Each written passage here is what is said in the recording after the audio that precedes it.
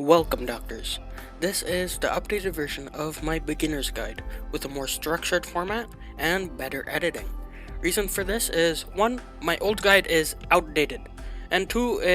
It was horribly structured, as I never expected it to gain at least 14,000 views, like holy. Now you may use the timestamps on screen right now, in the description below, or on the YouTube timeline using the chapters feature to go to where you wish. Thanks for watching. Arknights, like every mobile gacha game, has a horrendous UI for new players.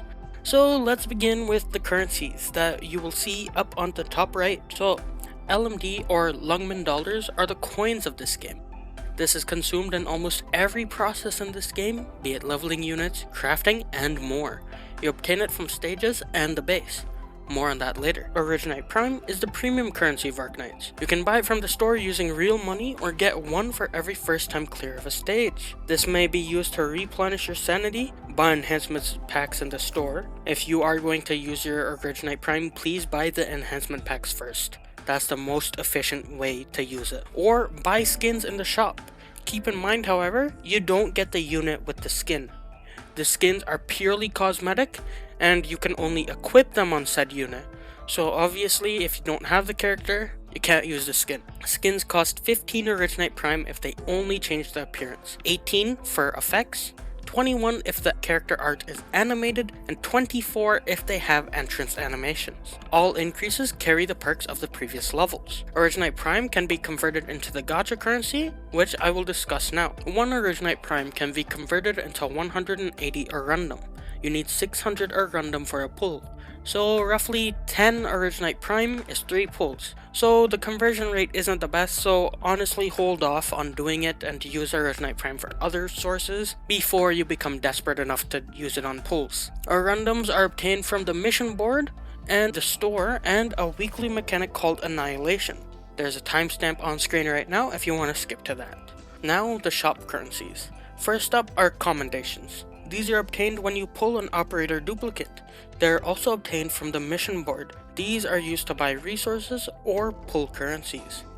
Distinctions are obtained by pulling a new unit or getting duplicates of higher rarity units. Hit the rules button besides token exchange to learn the specifics. Distinctions are used to buy a 6-star from the current standard banner or pulls. Pulls increase in value the more you buy, so I suggest saving up 258 distinctions to buy it all out instead of buying sporadically and missing the accumulated value. Everything else here is whale territory, so you don't have to worry about it. Next up are shop vouchers or purchase certificates. This section is for buying specific niche operators or items required for progression later in the game, such as information fragments, chip catalyst, and module data blocks. These are obtained from the mission board or specific stages. Next on the list are parametric models. These are tied to limited banners, which is after the currency section, so please wait for that. The TLDR though is that every pull on those banners becomes 6 of these. Next we have intelligence. These are only obtainable from event reruns, and only if you cleared the event originally before the rerun. This is so veteran players don't have to deal with getting duplicates of an item and can get more for their time. Lastly, we have credit. You can claim credits every day and they're obtainable from the base. You can buy randomized items from a specific pool every day or save for tomorrow. A maximum of 300 credits can be held per day. The pull system. Let's begin with the first banner in Arknights. This is the beginner or starter banner. You have 20 pulls on this banner maximum, and the first 10 guarantee you one of the 6 stars that you see on screen right now.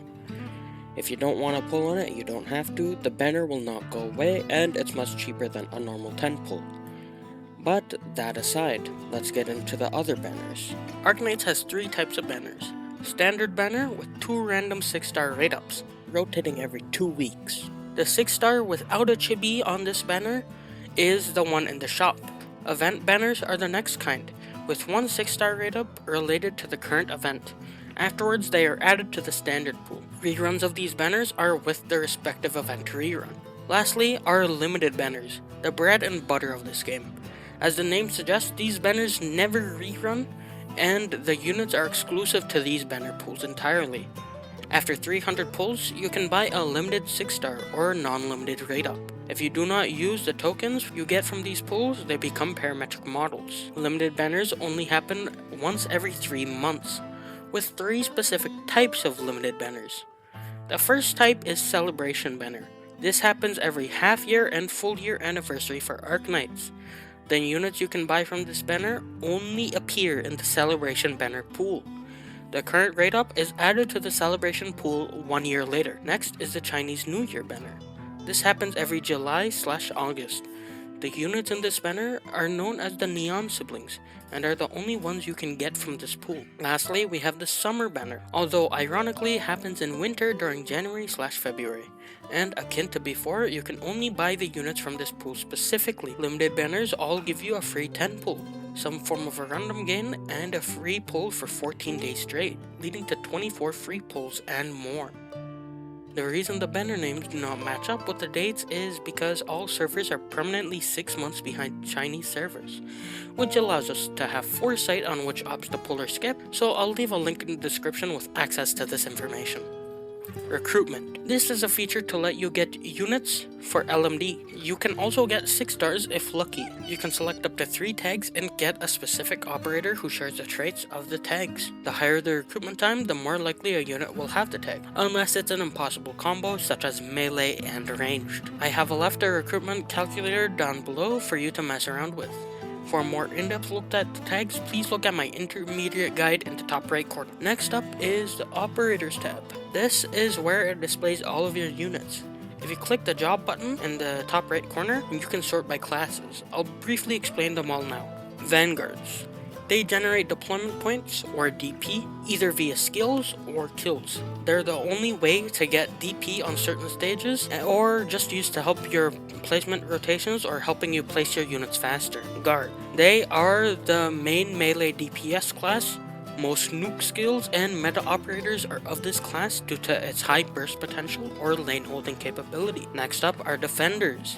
Defenders are the tankiest units in the game, having high block count and generally paired with extremely high defenses or survivability. They are ideally the last place units to bait enemy attacks. Next up are Snipers. They are a range class that does physical damage. Snipers and all the classes after this can only be placed on high ground tiles. Snipers can attack aerial enemies, and some may prioritize these aerial enemies.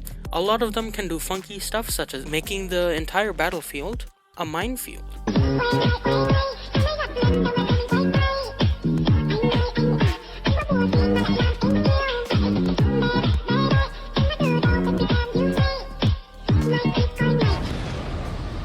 Casters also do range damage, but instead of physical, they do arts damage. To clarify, arts damage ignores enemy defenses and uses their resistance stat and calculation instead, generally used for clearing smaller, tankier enemies.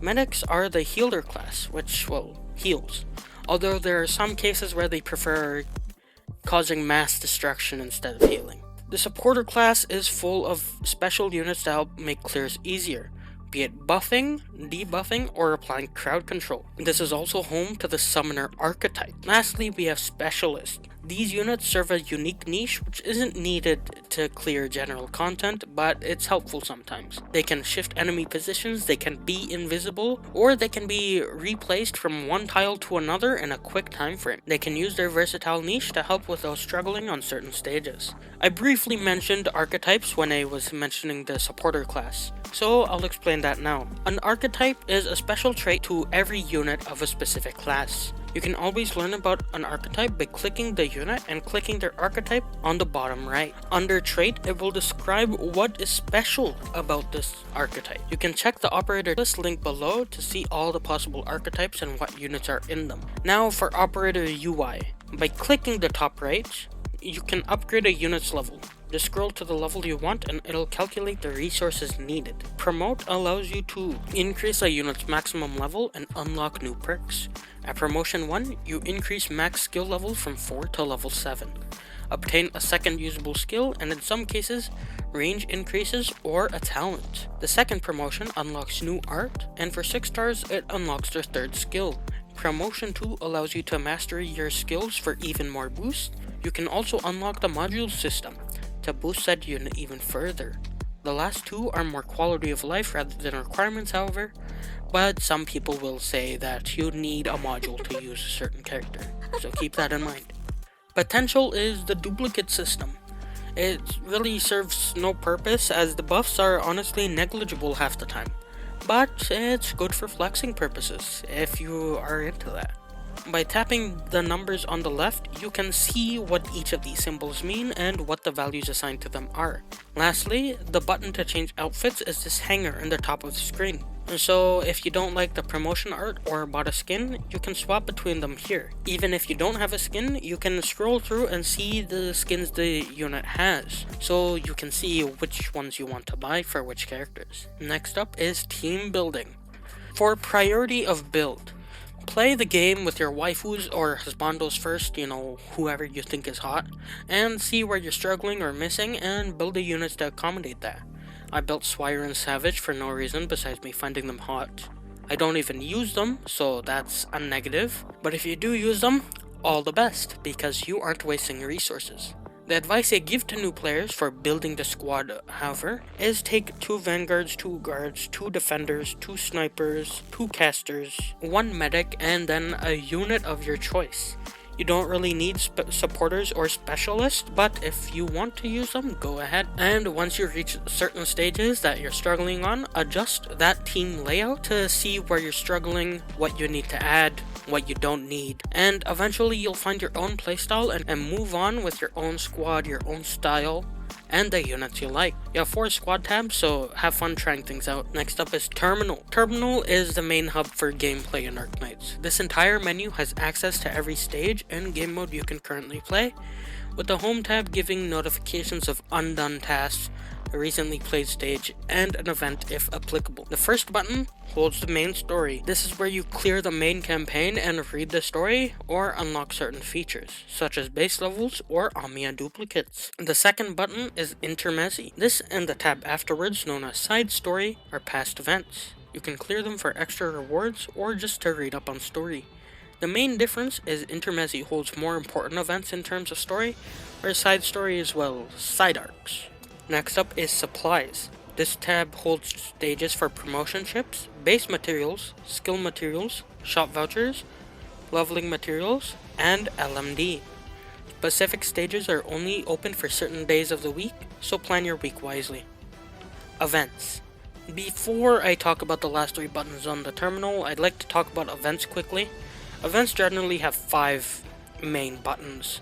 A mission board that gives event currency bonuses for clearing certain tasks, the medal set so you can check your progress towards 100%ing the event, a shop to use your event currency in, the stages, and then EX, also known as hard stages, a week later. Not all events have EX stages, but some may even have 2 levels of EX stages, so keep that in mind. The button placement may shift or the numbers of stages changes, but the event primarily carry this format. Next up is regular tasks. First up is Annihilation. These are difficult, tedious stages where you will kill 400 enemies with no natural DP regeneration, so having a Vanguard is essential. After clearing a stage partially or completely, you will get a corresponding amount of a random. If you completely clear certain stages, your limit of weekly random will increase to 1800. So you can get 3 pulls for free a week. Use Annihilation proxy tickets you obtained from daily missions to instantly clear the stage to your highest kill amount, instead of waiting 10-20 minutes for a run. Next up is Stationary Security Service. You guys won't see this yet, but I'll tell you anyways.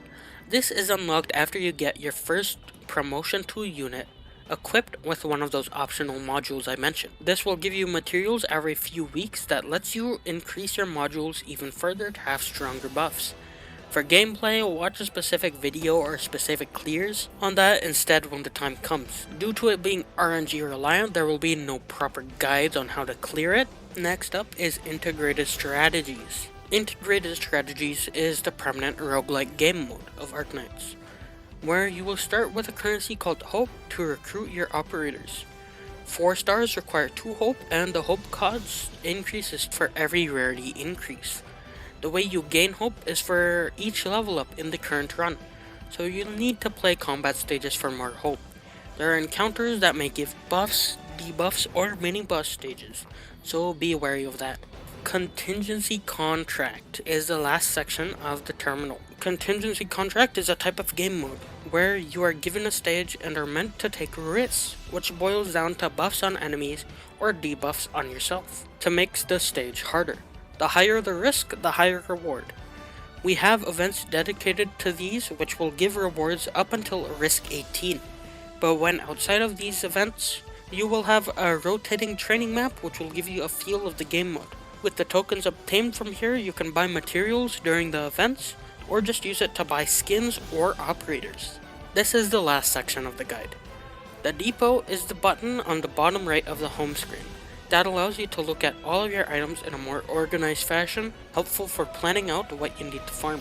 The base is a set of facilities which aim to give you resources, be it LMD, EXP, Arundum, or credit. The reception room on the top right is where you gain credits. Exchange clues with your friends to gain more credit. Below that is the workshop. This is where you craft upgrade materials for the base, your units, skills, or chip conversion. The bottom rightmost facility is the training room. This is where you can take your promotion tool units and their skill potential even further. For more information on any feature in the game, be sure to hit the eye icon or a rules icon if applicable. The game likes explaining things but hides them away behind these tiny buttons. These will pop out visuals and will help explain it a bit more. Lastly is friends and additional info. To add friends, hit this button on quick navigation. This is where you will see your profile. To add someone, simply search up their name here and send a request. The archives are where you can see a gallery of operator skins in the game, enemy stats or skills. You can also edit the medals to display on your profile here as well. Intelligence is where you can read up on limited event story on your own time. Public affairs lets you read story of event stages you've cleared, and special operations are character stories. This is where the information fragments come in handy. After fully restoring a special operation, you will get a medal and some items. Now some quick notes. Certain units and summons cannot be healed by conventional means. This means they can only be healed by skills that say heals and not restores. In skill description, Arknights switches between attack interval and attack speed, so just look at the color of the text to see if it's a drawback or buff. Red text are drawbacks, self-explanatory. There are 3 ways to gain skill points to activate skills. Auto recovery means the unit gains 1 skill point every second to charge up their skill. Offensive recovery means the unit needs to attack that many times for skill activation. And defensive recovery means the opposite, you have to be hit that many times for activation. And that's all for this guide. If you wish to learn more about re-rolling recruitment, the base, or the friends profile, check out my intermediate guide on the top left. Thank you for watching. Join my Discord below or use comments down below to ask me a specific question. See you next time. Peace.